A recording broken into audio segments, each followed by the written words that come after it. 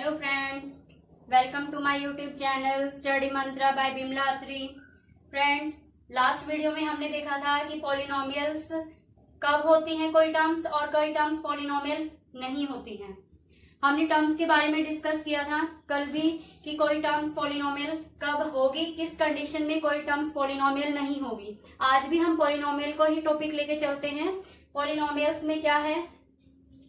No variable polynomial, one variable polynomial, two variable या maximum variable polynomial. Friends, ऐसी भी polynomial होती है जिसमें कोई वेरिएबल ही नहीं होता। जो वेरिएबल के साथ नहीं होते टर्म्स उनको भी हम लिखते हैं, उनको भी हम वेरिएबल्स के बिना लिखेंगे। कैसे? एग्जाम्पल के लिए देखते हैं। एग्जाम्पल है, जैसे हमने 2 लिख दिया, सिंगल 2, ये भी पॉलिनोमियल है।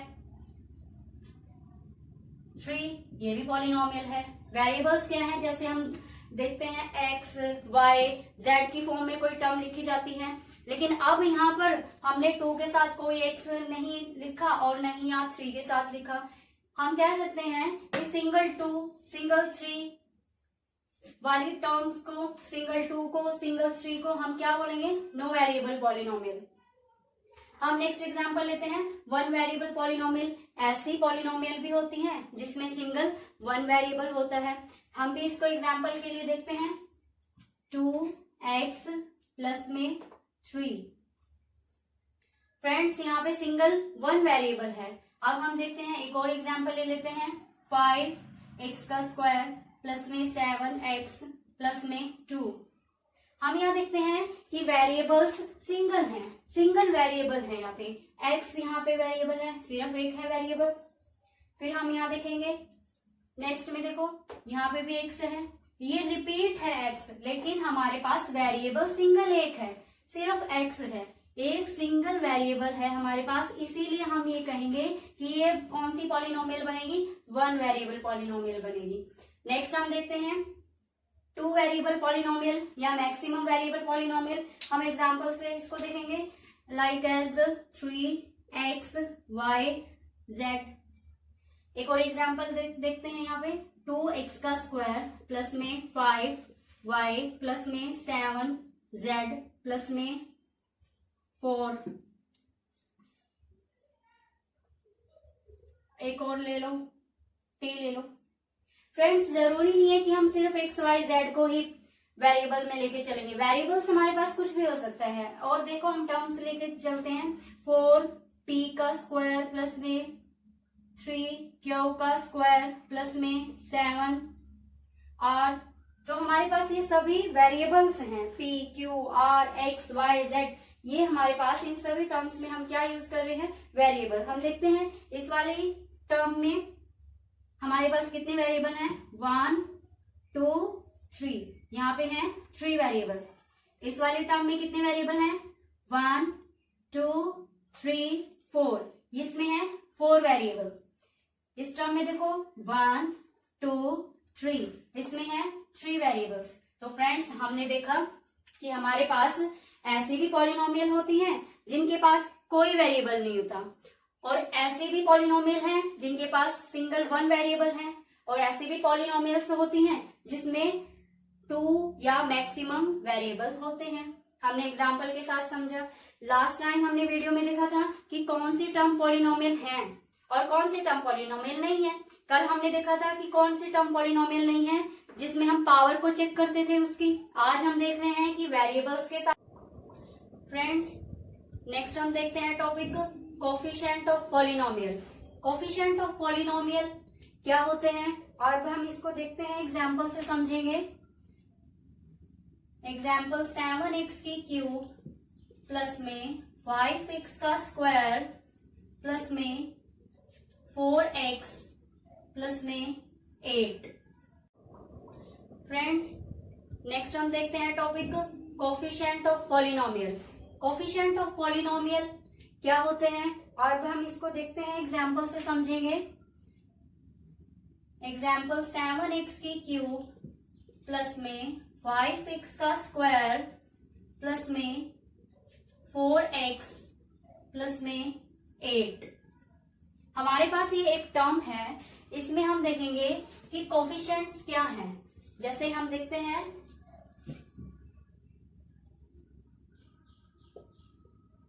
कोफिशिएंट ऑफ एक्स की क्यूब, कोफिशिएंट ऑफ एक्स का स्क्वायर, कोफिशिएंट ऑफ एक्स की क्यूब, कोफिशिएंट ऑफ एक्स का स्क्वायर, कोफिशिएंट ऑफ एक्स।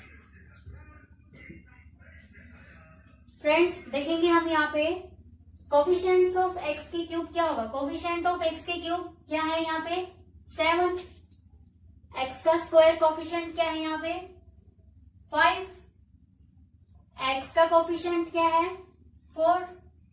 आप देख रहे हो जो भी वेरिएबल है उससे आगे, वेरिएबल के जस्ट आगे वाली टर्म आपकी क्या कहलाएगी, कोफिशिएंट।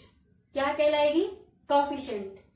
वेरिएबल के जस्ट आगे आपका कोफिशिएंट होगा। जैसे हमने देखा एक्स की क्यूब का कोफिशिएंट क्या है 7, एक्स के स्क्वायर का कोफिशिएंट क्या है 5। ये 7 कोफिशिएंट है एक्स की क्यूब का, 5 कोफिशिएंट है एक्स के स्क्वायर का, 4 कोफिशिएंट है एक्स का। तो हमने देखा कि कोफिशिएंट किसी पॉलिनोमियल के किस तरह से होते हैं, कोफिशिएंट ऑफ एक्स की cube 7, coefficient of x square 5, coefficient of x 4।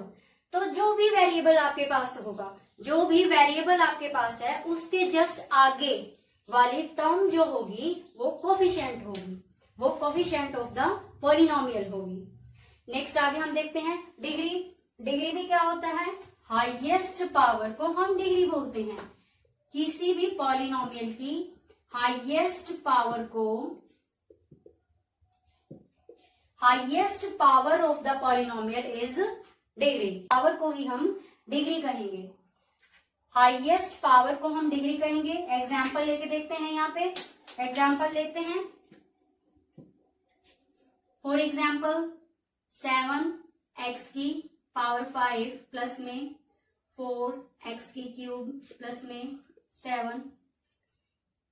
और एग्जाम्पल लेते हैं हम 9x की पावर 50 प्लस में 100x का स्क्वायर प्लस में 1।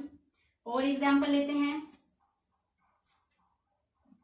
3x की पावर 100 प्लस में 7x प्लस में 2।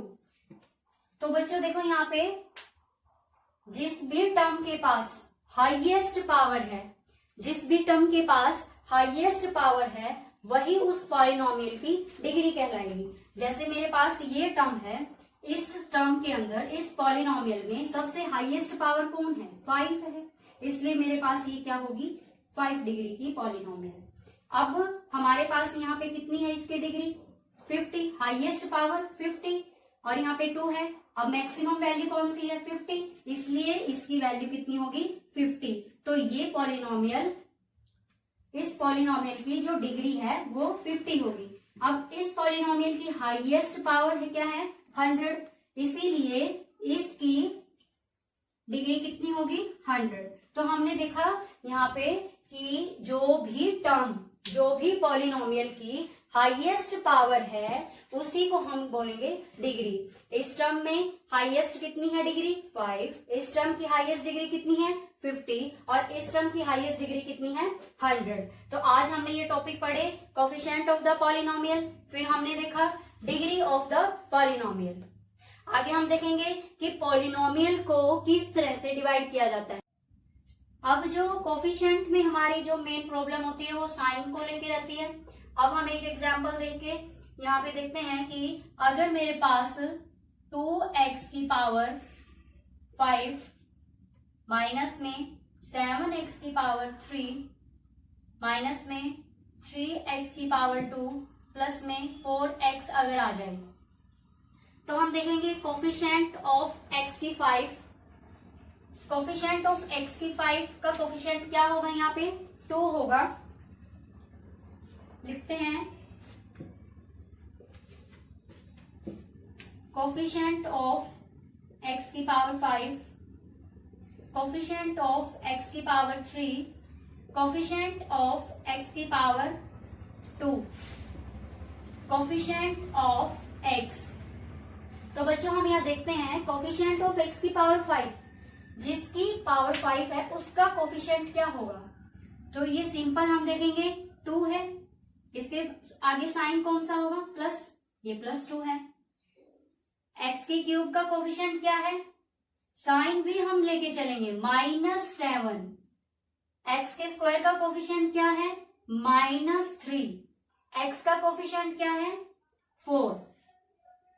जो कोफिशिएंट प्लस में होते हैं उनको आगे साइन में लिखने की जरूरत नहीं होती है, लेकिन जिनके पास माइनस का साइन होता है वो हम साइन के साथ ही लिखेंगे यहाँ पे।